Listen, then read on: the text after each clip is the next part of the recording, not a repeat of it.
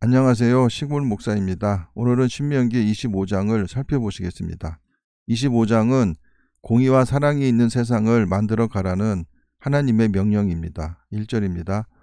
사람들 사이에 시비가 생겨 재판을 청하면 재판장은 그들을 재판하여 의인은 의롭다 하고 악인은 정죄할 것이며, 구약 시대에도 재판상의 부정이 있었으며 재판관이 타락하여 돈에 매수되는 사례가 있었다고 합니다. 2절입니다. 악인에게 태형이 합당하면 재판장은 그를 엎드리게 하고 그 앞에서 그의 죄에 따라 수를 맞추어 때리게 하라. 40까지는 때리려니와 그것을 넘기지는 못할지니 만일 그것을 넘겨 매를 지나치게 때리면 내가 내 형제를 경히 여기는 것이 될까 하노라. 후대에 이르러 유대인들은 태형을 집행할 때 40에서 하나를 감안 39대까지만 때렸다고 하는데, 그 이유는 혹시라도 40대의 매를 초과하는 일이 없도록 하기 위함이었다고 합니다. 후일 사도 바울이 복음을 전파하던 중 5번이나 맞았다고 하는 매가 바로 이것입니다. 4절입니다. 곡식 떠는 소에게 망을 씌우지 말지니라. 탈곡할 때 소가 나다를 주워 먹는 것을 호용하라는 것으로 비록 짐승이라도 그 수고한 대가를 받는 것이 마땅함을 가르쳐주는 말씀입니다. 형제들이 함께 사는데 그 중 하나가 죽고 아들이 없거든 그 죽은 자의 아내는 나가서 타인에게 시집가지 말 것이요, 그의 남편의 형제가 그에게로 들어가서 그를 맞이하여 아내로 삼아 그의 남편의 형제된 의무를 그에게 다 행할 것이요, 계대 결혼의 풍습은 모세보다 훨씬 이전에 이스라엘 사회와 고대 근동 사회에 널리 퍼져 있었던 풍습이었으나 모세 시대에 이르러 비로소 율법으로 성문화되었습니다. 6절입니다. 그 여인이 낳은 첫 아들이 그 죽은 형제의 이름을 잊게 하여 그 이름이 이스라엘 중에서 끊어지지 않게 할 것이니라.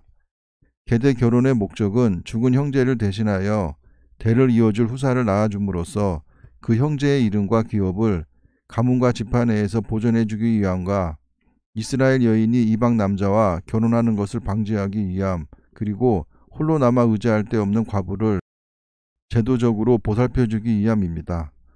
이 제도는 긍휼의 제도이긴 하나 우리나라 정서와는 맞지 않는 것 같습니다. 7절입니다. 그러나 그 사람이 만일 그 형제의 아내 맞이하기를 즐겨하지 아니하면 그 형제의 아내는 그 성문으로 장로들에게로 나아가서 말하기를 내 남편의 형제가 그의 형제의 이름을 이스라엘 중에 있기를 싫어하여 남편의 형제된 의무를 내게 행하지 아니하나이다 할 것이요, 그 성읍 장로들은 그를 불러다가 말할 것이며 그가 이미 정한 뜻대로 말하기를 내가 그 여자를 맞이하기를 즐겨하지 아니하노라 하면, 형의 아내에게서 자식이 나오면 장자가 되어 유산이 분배될 때 두 몫을 가져가기 때문에 형수를 취하기를 좋아하지 않았다고 합니다. 그의 형제의 아내가 장로들 앞에서 그에게 나아가서 그의 발에서 신을 벗기고 그의 얼굴에 침을 뱉으며 이르기를 그의 형제의 집을 세우기를 즐겨 아니하는 자에게는 이같이 할 것이라 하고, 얼굴에 침을 뱉는 행위에 대하여 유대 랍비들은 이 말이 실제로 얼굴에다가 침을 뱉으라는 뜻이 아니라 그의 얼굴 앞에서 침을 뱉으라는 뜻이라고 해석하였습니다. 10절입니다. 이스라엘 중에서 그의 이름을 신 벗김 받은 자의 집이라 부를 것이니라. 두 사람이 서로 싸울 때에 한 사람의 아내가 그 치는 자의 손에서 그의 남편을 구하려 하여 가까이 가서 손을 벌려 그 사람의 음낭을 잡거든 남자의 성기를 잡아당기는 것은 그 사람의 인격에 대한 커다란 모독인과 동시에 생명에 대한 위협 행위입니다. 12절입니다. 너는 그 여인의 손을 찍어버릴 것이고 내 눈이 그를 불쌍히 여기지 말지니라. 후일 유대 랍비들은 손을 찍는 대신 그에 상응하는 벌금형을 내렸다고 합니다. 13절입니다.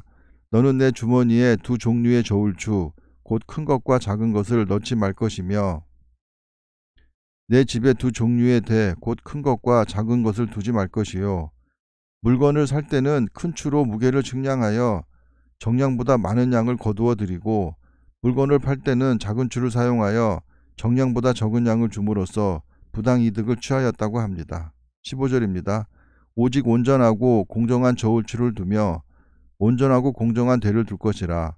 그래야면 내 하나님 여호와께서 내게 주시는 땅에서 내 날이 길리라. 공정한 사회 구현으로 구성원 전체가 믿고 화목할 수 있기에 개인을 향한 복이라기보다는 이스라엘 사회 전체에 대한 복으로 봐야 될 것입니다. 16절입니다.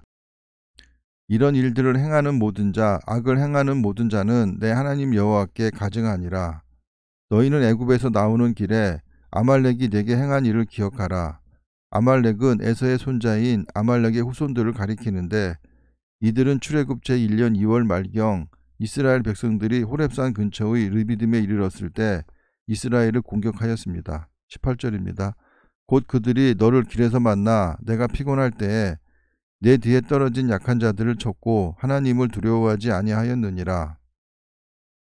그러므로 내 하나님 여호와께서 내게 기업으로 주어 차지하게 하시는 땅에서 내 하나님 여호와께서 사방에 있는 모든 적군으로부터 내게 안식을 주실 때에 너는 천하에서 아말렉에 대한 기억을 지워버리라. 너는 잊지 말지니라. 가나안을 정복하는 것이 성결 과제이기 때문에 하나님은 가나안 땅 밖에 거주하고 있는 아말렉 족속의 멸절을 가나안 정복 이후로 연기하라고 지시하셨습니다. 성도들이 세상을 살아가면서 하나님 말씀대로 정직하게 살아가게 되면 그렇지 않은 사람들에 비해 당장은 손해를 보는 것 같아 억울할 수 있지만 시간이 지나고 나면 하나님의 방법이 더 옳았다는 것을 알 수 있을 것입니다. 하나님은 셈에 정확한 분이시기에 인간들이 살아가는 기록을 하나도 놓치지 않고 기억하셨다가 그에 대한 대가를 반드시 치르게 하는 분이시기에 우리는 사람들이 보든 보지 않든 늘 정직하고 바르게 살아가야 할 것입니다. 감사합니다.